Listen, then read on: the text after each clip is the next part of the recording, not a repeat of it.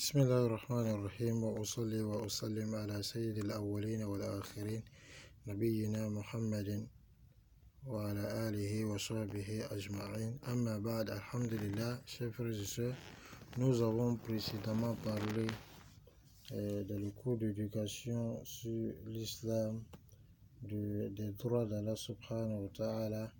On a défini les 10 droits, on a dit des formes de droits de vénération d'Allah subhanahu wa ta'ala. On a parlé de certains des droits d'Allah subhanahu wa ta'ala, comment les manifester. Aujourd'hui, nous allons parler de certains bienfaits, de certains joyaux rattachés au fait de respecter les droits d'Allah subhanahu wa ta'ala. Il faut savoir que le respect des droits d'Allah subhanahu wa ta'ala n'est pas fortuit. Il y a en cela un bonheur pour le fils d'Adam dans les deux mondes, en ce sens que en respectant les droits d'Allah subhanahu wa ta'ala, يخلص الإنسان من العجب والكبر ويورث ازدراء النفس ازدراء النفس ومقتها. Savoir qu'en respectant le droit d'Allah subhanahu wa ta'ala, cela éloigne et cela sauve le fils d'Adam de la vantardise, de l'orgueil, et cela crée en lui une non-considération de sa personne et en réalité une détestation de sa personne. Donc en réalité, avec le respect des droits d'Allah subhanahu wa ta'ala, donc l'homme devient, Allah subhanahu wa ta'ala le sauve de la vantardise. La vantardise, qu'est-ce que c'est? Iktirarul insan bi nafsihi. C'est le fait que l'homme se laisse tromper par lui-même. Donc il se croit meilleur qu'un tel, soit par la science, soit par l'action, soit dans la forme, soit dans la beauté, soit dans les bienfaits. Et ça, on sent cela sur le corps, dans la démarche, dans le regard, tout ça. Le kibr, qui est l'orgueil, c'est le fait donc batarul haq wa ghamtu al-nas. Donc le fait de, quand on dit le kibr, l'orgueil, et c'est le fait donc de ne pas considérer la vérité venant des autres et sous-estimer les gens.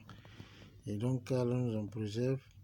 Et aussi ça te fait comprendre le fait de donner les droits d'Allah, que tu n'es rien et que cela t'amène donc à voir ton âme dans une certaine bassesse.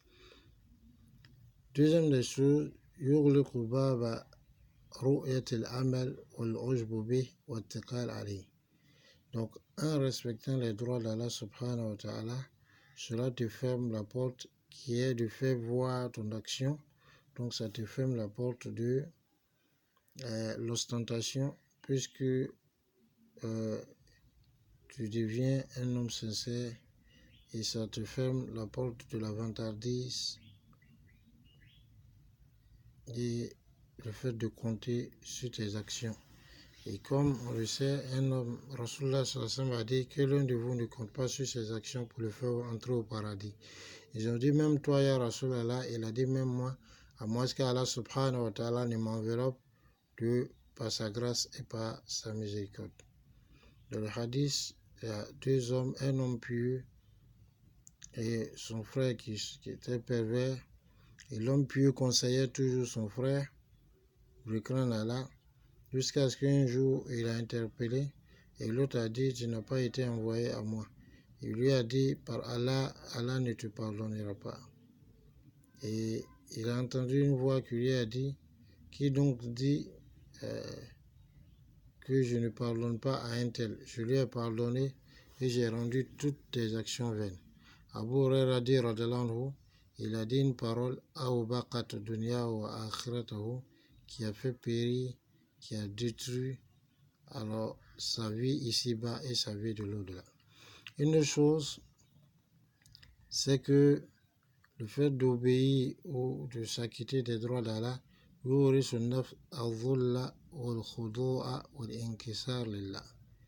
c'est-à-dire, quand on obéit ou on s'acquitte des droits d'Allah subhanahu wa ta'ala, cela a comme fruit ou cela fait naître en nous-mêmes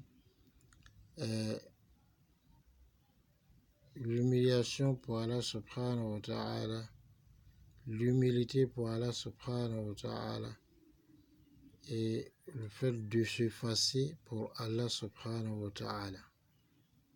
Et cela est très important parce que quand on devient serviteur d'Allah, comme l'a dit Ibn Qayyim rahimahullah, kafa bika izan annahu laka rabb wa kafa bika fakhran annaka lahu abd.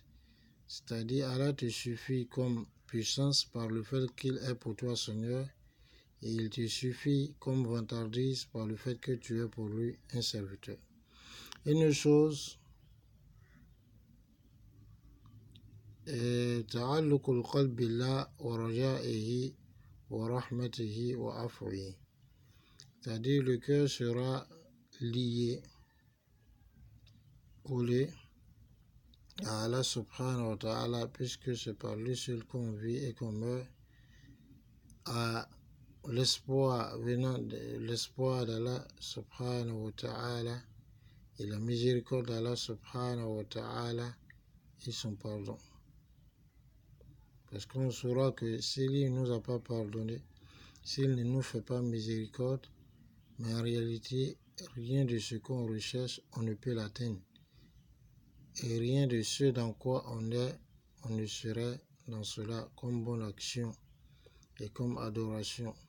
Donc tout le bien, toute la grâce lui reviennent au début comme à la fin. Une chose, mujahadat an-nafs ala ikhlas al-amal wa tahsini.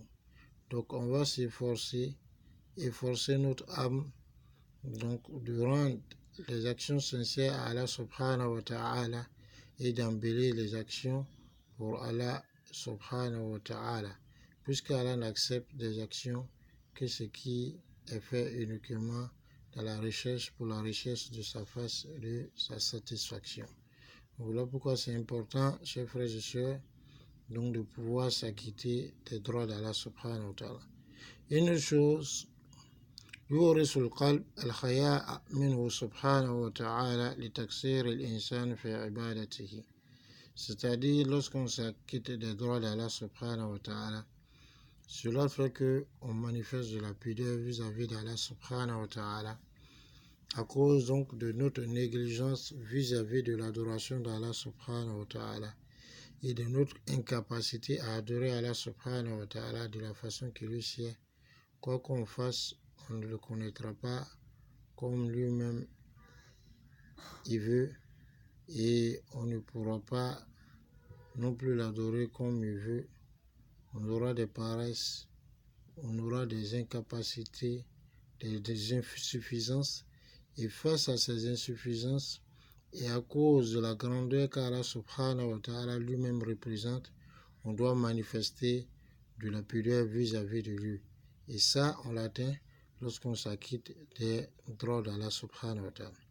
Une chose, mahabbatullah wa shawq li liqa'ihi wa tana'um bi'ibadatihi. Donc, lorsque on s'acquitte des droits d'Allah subhanahu wa ta'ala, donc on va finir par aimer Allah, puisqu'on fait ce qu'Allah nous ordonne. Allah nous aime et nous-mêmes on aime Allah subhanahu wa ta'ala, et on sera pressé, on aura de l'avidité, un amour grandiose à rencontrer à Allah subhanahu wa ta'ala, et on va se sentir dans le bonheur par l'adoration d'Allah subhanahu wa ta'ala. C'est-à-dire, on va jouir de l'adoration d'Allah subhanahu wa ta'ala.